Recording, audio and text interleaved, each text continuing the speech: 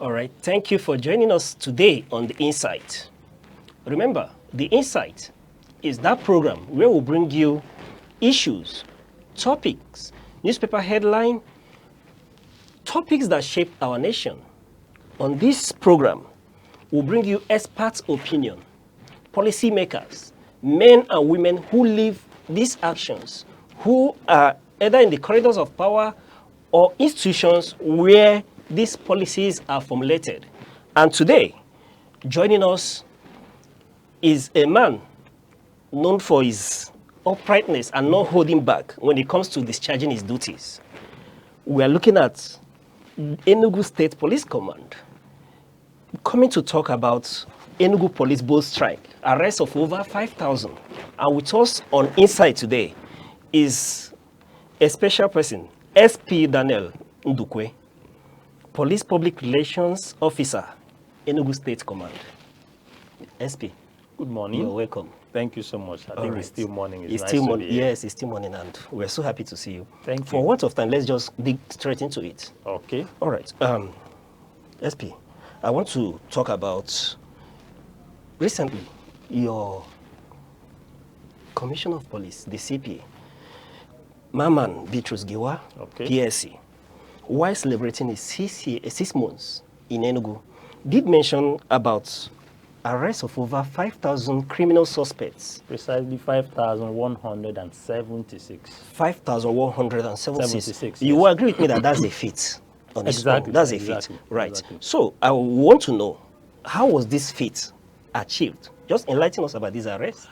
All right. Thank you so much. Like you rightly pointed out, the press briefing was to, most specifically, beyond letting us know what the command as a police command has been able to do, was also some kind of review of the 6 months of his assumption and of duty as a substantive commissioner of police in Enugu State. That was on the 11th September that press briefing held. And that day exactly was exactly 6 months. The commissioner of police took over on the 11th of March, 2025.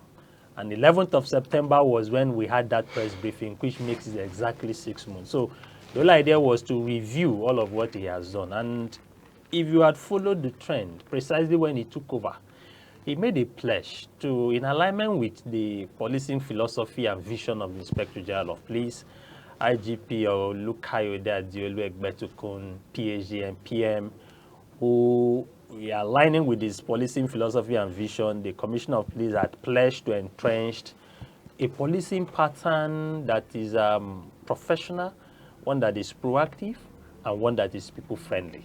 You can see these are a policy trust, a direction that he wanted to have in the state in the course of carrying out his activity as a Commissioner of Police. And that exactly has been the driver. That has been the basis upon which the policing affairs in Enugu State Police Command had ruled. It's been riding on that particular 3 pillars of, I call it the 3 Ps of effective policing, of professionalism, proactiveness, and people-friendliness. And I will tell you, this has been the basis upon which the achievement you've seen we've recorded is anchored.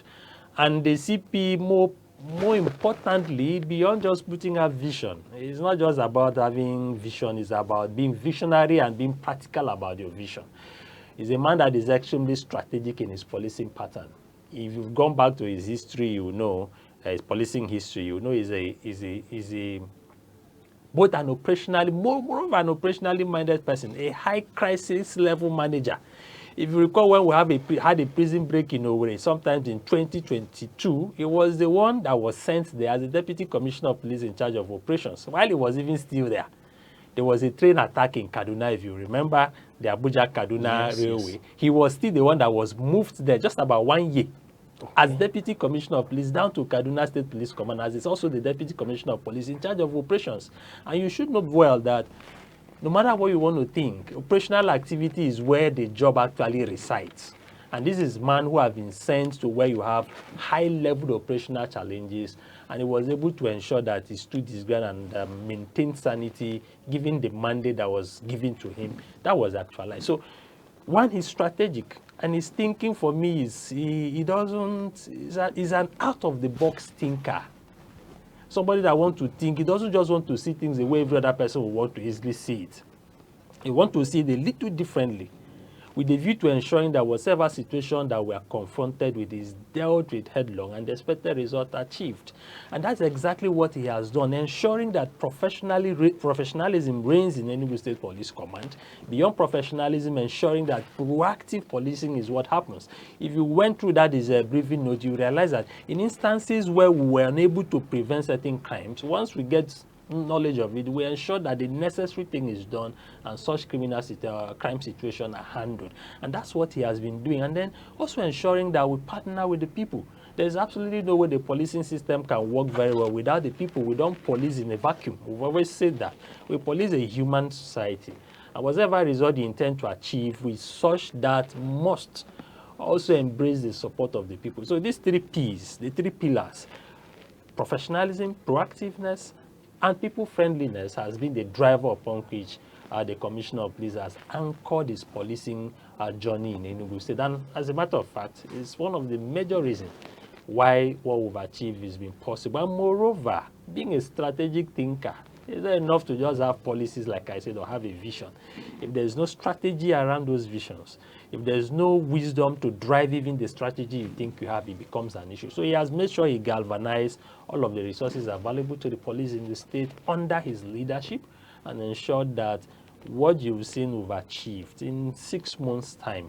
So one was telling me it's looking like an average of about 700-800 suspects arrested in each of the months so far. So Please take that again. An average? An average. If you say 5,176, you're talking about 6 months. So plus or minus, you're having like 600-700 average of criminal suspects arrested take effective in policing. each of the month. So that is what it's been. All right. The cells must be filled by now.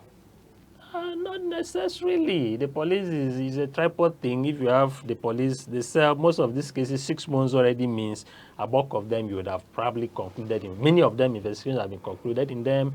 Suspects are arraigned in court, remanded for those who could be remanded. That at that level is at the judicial realm. So it's beyond our own space as of this moment. All right. But going a little bit further, is it possible that among these 5,000 suspects, over 5,000 suspects, that some of them at the end of the day may be freed by the judiciary? Of course, you wouldn't rule that out. So no, some of them might be innocent. You sure wouldn't rule out. The police is not where it begins and ends. Good. Our job, like I mentioned, is a tripod where, like the gatekeeper, the entry point to the tripod where you have the police, the judiciary, you have the prisons, now the Nigerian Correctional Service. So we are just the entry point. We receive this. Investigations are conducted. We come to a logical conclusion. Our part that this is what has been established against whoever is arrested. We take to court. Is debated at that level. Mind you, fair hearing is what should happen as far as any crime, no matter the nature of the crime. Even when it's obvious, except it's one that there's a summarily, the court itself just summarizes and says this is what it is, it ends there. It's not up to us to conclude. Ours is to do the needful, arrest where possible, like we've seen we've done, investigate, come up with our findings, have a conclusion-based recommendation on all of what we've done. We take to court and the court does its own part. If the court decides, oh, this person should be granted bail, at the court level they do that. Some cases are bailable as it were. Others are not bailable. Those ones are not bailables. You move them back to the correctional custody. They are kept there pending when the litigation process is totally exhausted. If that is not done, so, but on our part, this is what we've been able to do. We've done our part and we're ensured that diligently the cases are involved. The persons found wanted are taken to court and they are there. From there, many of these cases probably will just be full up and know what the outcomes are. All right. SP, yeah. Speaking to effectiveness and proactive policing, recently, I want to ask, what magic did the police apply to detect criminals during the NBA conference attended by over 20,000 participants with no crime incident recorded? I told you something earlier. I said it's not just about having vision. It's not just about thinking around things. It's about doing around things. Beyond the thinking, there should be doings. And as a matter of fact, like I said, 1 minute. beyond the thinking, there should be doings. there should be doings. Yes. Let's talk about these doings now. Like you say, you walk the talk. Yes. Yes. It's not enough to just have ideas. It's not enough to conceive them. Ideas not worked on remain daydreams. So the major thing I've said earlier before now is that we have a commissioner of police that is not just pragmatic. It's not just because he's coming to the command. He's coming to the command to practically put in place what he has garnered as per experience over 30 years of his sojourn in the Nigeria Police Force. I told you he's a high-level crisis manager. I've given you two major high crime situations that he was sent. If he doesn't have what it takes, nobody would have sent you to such a high-profile case where there was a prison break. We know what it was. That was sometimes in 2021 in Imo State. And then he was the one deemed fit to have been sent to Imo State as a Deputy Commissioner of Police Department of Operations. And what it means is that the day-to-day crime-fighting affairs of the state was resided with him, right? He went to Kaduna doing the same thing. So when he came here, I know what... Okay, let me put you through a little. It wasn't a one-minute thinking thing. Like I said, he's a strategic thinker. And beyond strategic thinking, he made sure that all of the ideas that he had put forward, he had probably also gotten from some other people, were acted upon. Now you have to look at it. We are talking about, like you said, over 20,000 persons that come, not just the lawyers. They were guests. Some of them are international guests, high-profile individuals that were in Enugu State, particularly Enugu Metropolis. Not just Enugu Metropolis anyways, because most of them, some came by land, which means the road had also to be policed. The boundary road, coming from Ebonyi, Abia, Anambra, you're coming from Benue, probably coming from Abuja, and all of the angles within the state. We needed to police all of those places. So he needed to just think beyond, okay, you look at it, what is the resources we have available to us? How best are we going to deploy these resources? Not just how we're going to deploy it. What is the mindset that should be attached to this operation? That was exactly what I perceive. I saw, beyond perception, what I saw him do, for me, is a little bit extraordinary, to be honest. Because there's no way you could have one could have easily think around a situation of this. I have over 20,000 people coming to reside in a given location. These are adults, not children. These are people who have their lives before now. There are people who want to, in fact, rumors, people started peddling rumors, so they only went there to enjoy. It was no longer a conference thing. So you can imagine it that you're not even limiting, you're not saying, oh, you must stay here. People most of them went out to enjoy their life, went to wherever they think is recreational enough for them to go and hang out, be with people, even while the conference was also still happening. We needed to also ensure that this policing happened very well. So for me, is a summary about somebody thinking strategically. And beyond thinking strategically, ensuring that you also acted strategically. He galvanized, collaborated with other sister security agencies. He also went back, made sure that we pull hands from both the forest guard, the neighborhood watch group, but beyond pulling these resources, if the thinking around it is not what it should be in the first place, if the doings, like I said, around what you've thought about how this thing should work is not what it should be, then the result will not be there. So beyond just thinking around galvanizing, pulling resources from whichever quarter was possible for the command to have done that, he also ensured that the strategic planning happened. Where should we position who or what? Who should be where, who shouldn't be where? What resources do we need here? This was the level of the kind of thinking that was not only came by with respect to policing this particular conference, but it was the action that also followed. So it was for me a very strategic thing, and it revolves around that, the thinking pattern, the doing pattern, what he wanted to see achieved, and precisely that was what was achieved. Also ensuring that the people that were doing the job were duly motivated. I would tell you that the state government, under the leadership of Dr. Peter Ndobisembe, played a very huge role, because it's not just, he's the chief security officer of the state, you should know. When it's not about you to think, if the support did not come, maybe the result would not have been what we also saw it to be. But the governor, being a strategic thinker as well, very disruptive as it were, even taking it upon himself to ensure that the state hosted this kind of high-profile event, only meant that it was not one he wanted to joke with. And that was what played out. From the one himself also said, this must be the way it should be. It must be peaceful. And then the CP working with other sister agencies, working with law-abiding citizens of Enugu, they also ensured that that was actually the result. So it's a collective responsibility, but moreover, the thinkings and the doings around it is, for me, what has made it turn out to be what it is. Strategic thinking, strategic actions followed all of what happened. So, SP, at the end of the day, this was not hypes. It was practical, it was real. You know, the good thing about this is that the stories were not coming, those who were actually yelling, it was not even for the residents. More. You see somebody sitting as far back as Abuja, somebody who is in Imo State, somebody with another part of the country, are the ones even doing articles. I read several of them. Some say, I had one particular one that was very funny. Say, he was disappointed. You know, when you look at the hook of the headline, you want to feel like, what did this person experience? But when you read through it, you just know that this person was expressing, I don't know how to put it. It was showing how elated, how happy, how it is the entire state. In fact, people were disappointed by the fact that what they were told, because the whole stories would fly on social media and all of that platform telling everybody that it's not safe here. When we are in Enugu, we know it's a safe heaven. Enugu, for me, has remained one of the safest in the country. I mean, you keep thinking there wouldn't be crime, is a lie. The only place there will not be crime is heaven. If you go to heaven, then if there's a crime there, then I think there's a problem.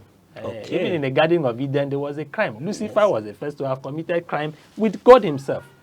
So when we look at all of this, when those hypes, people hear these stories, and I hope we keep trying to let people know that that's not what it is. Seeing, they always will say, is believing. Many came here, they got disappointed.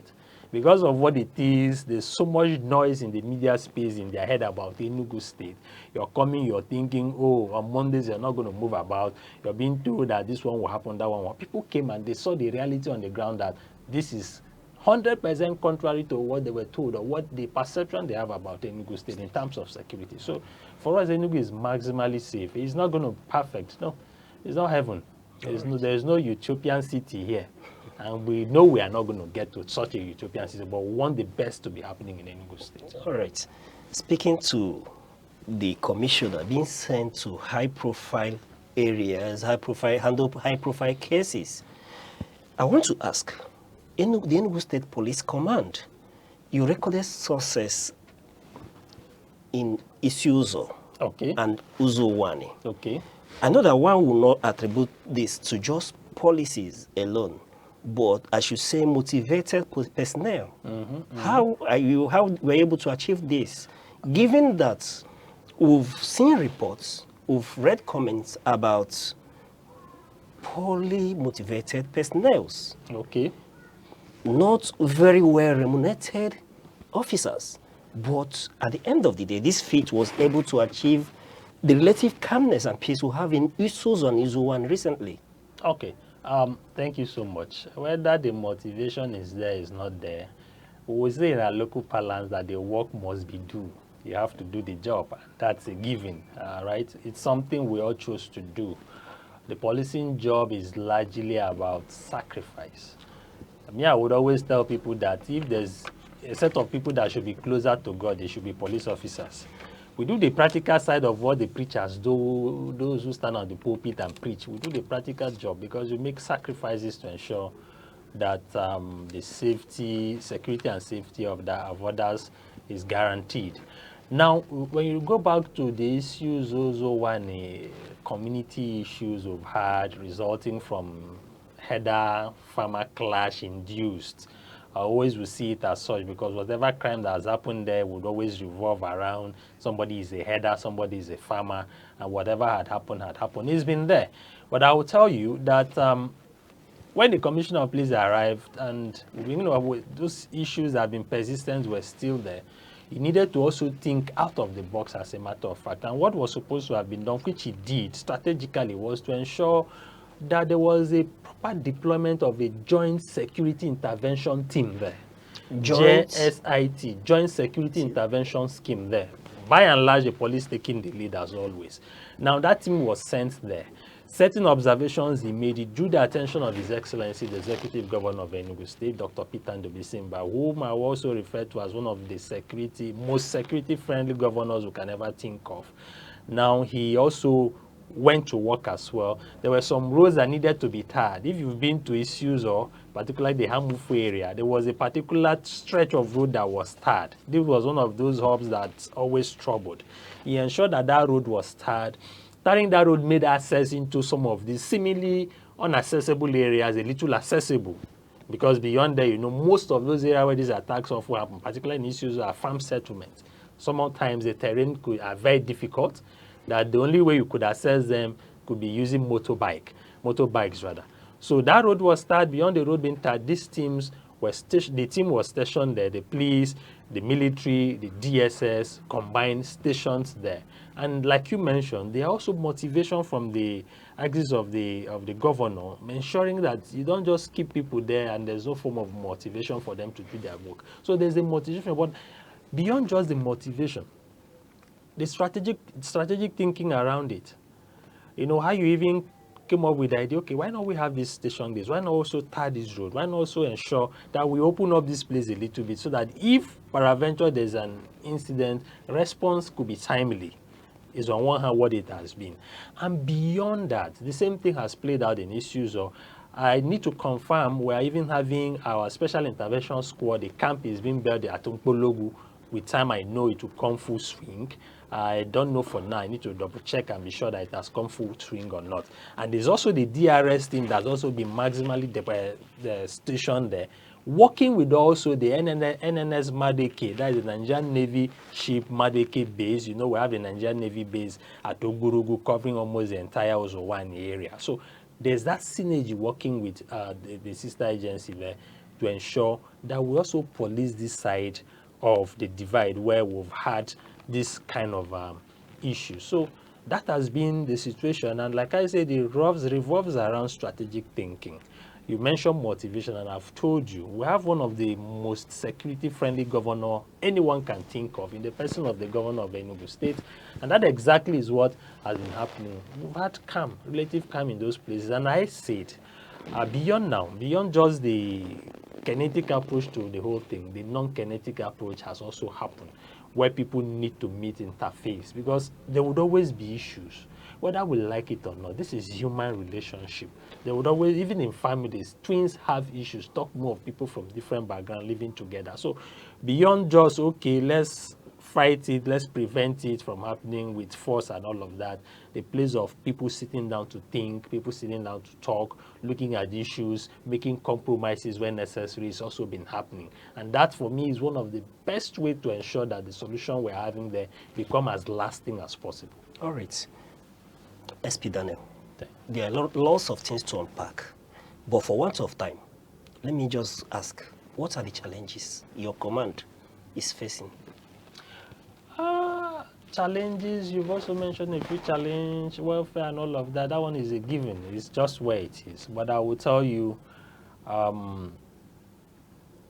we would look at challenges from the perspective of the level of cooperation we get. We also want to look at how it is people have been using the media space to disrupt what we are doing. It doesn't make sense any bit that most times you're doing your own bit from where you're doing the stories. Like I told you very clearly, when the lawyers and all of the visitors came during the NBA week, many people were scared.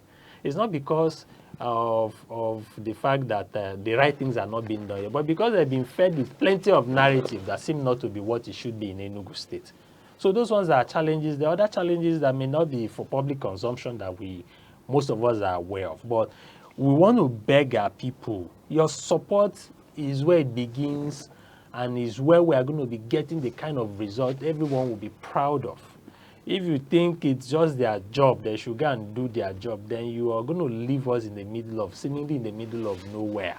Because when you volunteer credible information, if there's an intelligence at your disposal, you share that with us. And then you're working with us when we need you. You are law-abiding as much as possible. Chances are that we won't be having any challenges managing these issues. Like I told you, proactiveness is one of the strategies the Commissioner of Police have deployed. But proactiveness will not happen if you have not seen if you've seen something and you refuse to say it. Proactive will not happen if the police is in that particular situation and you know there's a role you could play, whether by physical volunteerism or something. You're not doing that. If that is not happening, then we may not be getting the kind of result we actually need. So generally speaking, there are a bunch of challenges that could exist, but they are not such that we've not been surmounting in the quest to ensure that Enugu State becomes as peaceful and as safe as possible. All right. Finally, before I let you go, you've always been quoted, and in some articles, think of Swift's reporters and all that, Okay. to maintain that where there is a corrupt personnel, there is a colluding civilian. It takes two to tango. Okay. I've always said that. I believe in that very well. I think it's one of those articles I recently put out there. And that article was conceived from a practical perspective. There's no, like we said, it's a product of collectivity. If there's no collective action, if you think the police, there's so much of is unprofessional misconduct, corruption, bribery, and all of that. The person that is bribing, receiving bribe, there's somebody giving bribe. And I said in that article very clearly that you cannot look away. You cannot completely be looking at just seeing the side of what the police is doing without also looking back at yourself to know, is it possible I am complicit in all of this? If there's somebody receiving bribes, somebody is willingly giving, maybe out of fear, out of inconvenience. You know, we are very, very impatient people. Maybe it's just for the policeman to conduct a search, check your papers, search the people and the goods or items you have there. You say, no one waste time, maybe they go give him. You put the one to collude. And unfortunately, the policeman, those ones that are rogue, like the bad ones amongst us, wouldn't resist some of those things. They might want to give in. So it takes two to tango. The encouragement is very simple. If we really want certain things, institutional reform does not happen in isolation. It's very difficult for a man to say that his soup is not sweet, especially when he believes that that soup is benefiting him. All So right. we call for collective action, and we believe very All right. strongly by so doing we'll begin to fix so many things. On that note, that's where we'll draw a curtain on today's program, The Insight. We'll be speaking with SP Daniel Ndukwe, Police Public Relations Officer, Enugu State Command. SP, it's been wonderful speaking to you. Thank you so much. It's nice being here. Yes. And thank you. And to you, our viewer, who thank you for keeping faith with us. But remember, on The Insight, your voice matters most. Do not forget to send us your views or issues or topics you want us to take up with him the next time, or other issues that we should x-ray on this program. Reach us with hashtag The Insight at Aneke TV on Facebook, TikTok, X, YouTube. Till we come your way same time tomorrow. I am still your host, Uche Osai.